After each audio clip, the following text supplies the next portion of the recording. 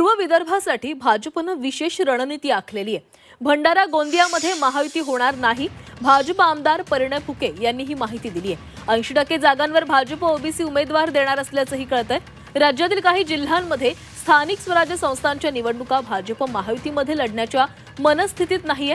पूर्व विदर्भातील काही जिल्ह्यांमध्ये भाजपनं महायुती करण्यापेक्षा स्वबळावर निवडणुका लढण्याची तयारी सुरू केली आहे। भंडारा आणि गोंदियामध्ये भाजपनं नगरपालिका आणि नगरपंचायत निवडणुकांमध्ये स्वबळावर उतरण्याचा निर्णय घेतलाय।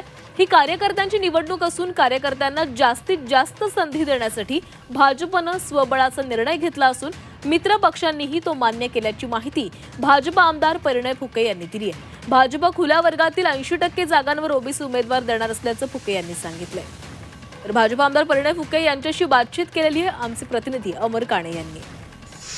स्थानिक स्वराज्य संस्थांच्या निवडणुकांचे पडघम वाजू लागलेले आहे आणि स्थानिक स्तरावर युती आघाड्यांचे चित्र स्पष्ट व्हायला लागले आहे। खरं तर वरिष्ठ नेते याबाबत निर्णय घेतील असं सांगण्यात येत आहे, पण स्थानिक नेत्यांचा वेगळा असा मार्ग त्यांनी स्वीकारला आहे। भंडारा गोंदियातलं वातावरण तर चांगलंच तापू लागलं आहे। परिणय फुके जी आपल्यासोबत आहे, भाजप भंडारा गोंदियामध्ये काय भूमिका राहील, एकला चलोरेची भूमिका काय असल्याचं चित्र समोर येत आहे। बघा, स्थानिक स्वराज्य संस्थेच्या ज्या निवडणुका असतात ते कार्यकर्त्यांच्या निवडणुका असतात।